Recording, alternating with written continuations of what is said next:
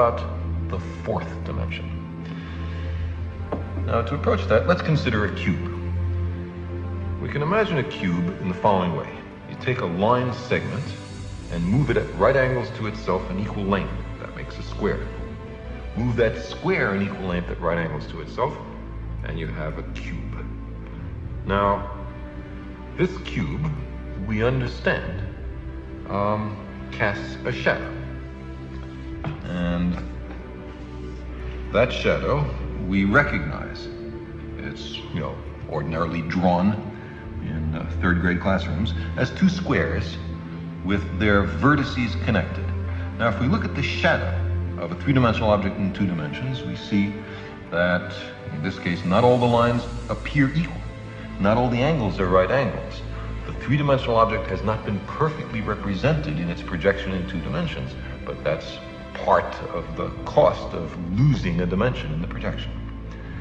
Now, let's take this three-dimensional cube and project it, carry it through a fourth physical dimension. Not that way, not that way, not that way, but at right angles to those three directions. I can't show you what direction that is, but imagine that there is a fourth physical dimension. In that case, we would generate a four-dimensional hypercube, which is also called a tesseract. I cannot show you a tesseract because I and you are trapped in three dimensions. But what I can show you is the shadow in three dimensions of a four-dimensional hypercube or tesseract. This is it. And you can see it's two nested cubes, all the vertices connected by lines. And now the real tesseract in four dimensions would have all the lines of equal length and all the angles right angles. That's not what we see here, but that's the penalty of projection. So you see, while we cannot imagine the world of four dimensions, we can certainly think about it perfectly well.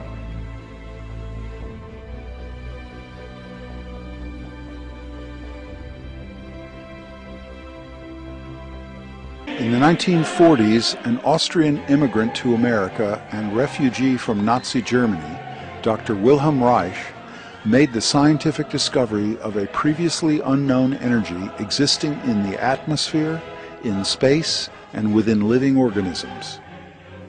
Discovered accidentally, Dr. Reich eventually demonstrated this blue glowing energy to charge up and radiate from microorganisms, plants, animals, and humans. This energy also existed in a free form within the open atmosphere and in high vacuum. He called this energy the orgone. Orgone energy, as Dr. Reich discovered, was synonymous with life energy, long postulated by scientists and accepted as fact by ordinary people from around the world.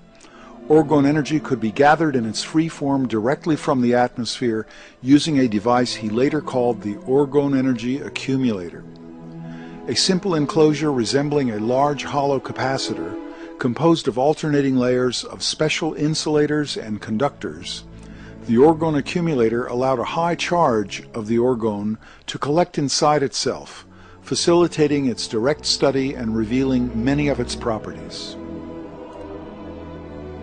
Dr. Reich observed the orgone energy charge in the human biosystem was expressed in emotion and sexuality and could be measured bioelectrically. A person's overall vitality and aliveness was a function of human and atmospheric orgone charge and pulsation, and this could often be increased by sitting inside the orgone accumulator. Orgone charge of the tissues was a fundamental component of the immune system, as revealed in the bioelectric charging of red blood cells. The orgone accumulator was found to boost the immune system of people who sat inside them for periods of approximately 30 minutes a day over many days, and to thereby promote health and reduce the symptoms of some diseases. So incredible were the healing effects of the orgone accumulator that Dr. Theodor Wolff, a pioneer in psychosomatic medicine and associate of Dr. Reich, called the orgone accumulator the most important discovery in the history of medicine, bar none. Another German physician has stated, Failure to use the orgone accumulator in the treatment of severe burns constitutes medical malpractice. Dr. Reich observed the orgone energy had a blue color, and he reasoned the Earth was surrounded by an envelope of blue glowing orgone energy. He observed the streaming of protoplasm in the cells, and movements of smooth muscle tissue bore a resemblance and functional similarity to the movements of streaming cloud patterns and to the illuminating an animal-like aurora phenomenon. This was years before high-altitude aircraft discovered the atmospheric jet streams, and more than a decade before the astronauts returned color photos of the Earth's blue-glowing atmosphere. Dr. Reich reasoned that both the hurricanes and galaxies were created and put into motion by superimposing streams of orgone energy in a cosmic dance similar to the sexual attraction between male and female. He demonstrated the existence of orgone energy in deep vacuum tubes, which also glowed blue when charged up inside orgone energy accumulators.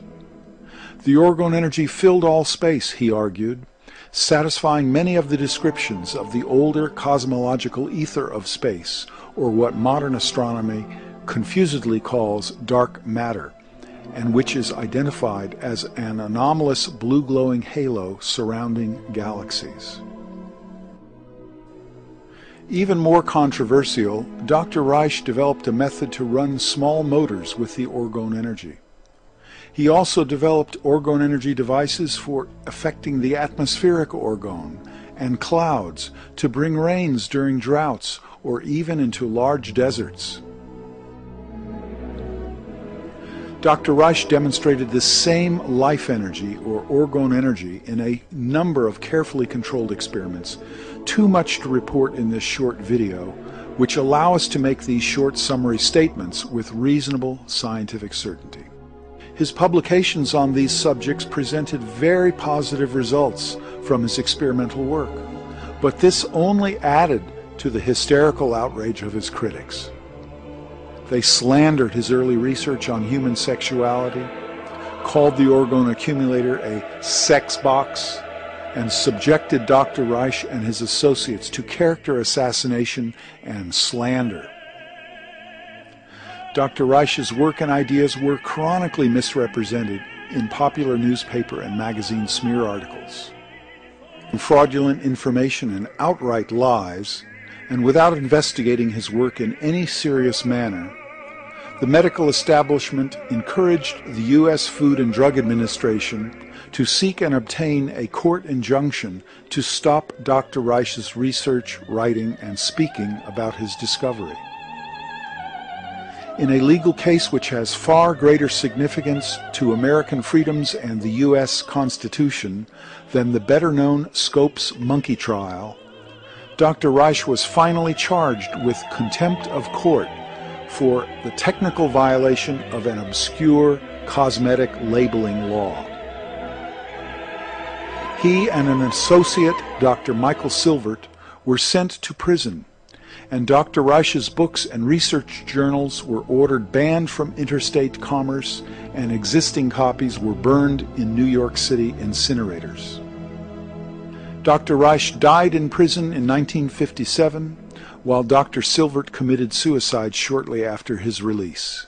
Victims of a left-wing smear campaign merged with organized big medicine and pharmaceutical interests. Fortunately, most of Dr. Reich's books survived and were republished.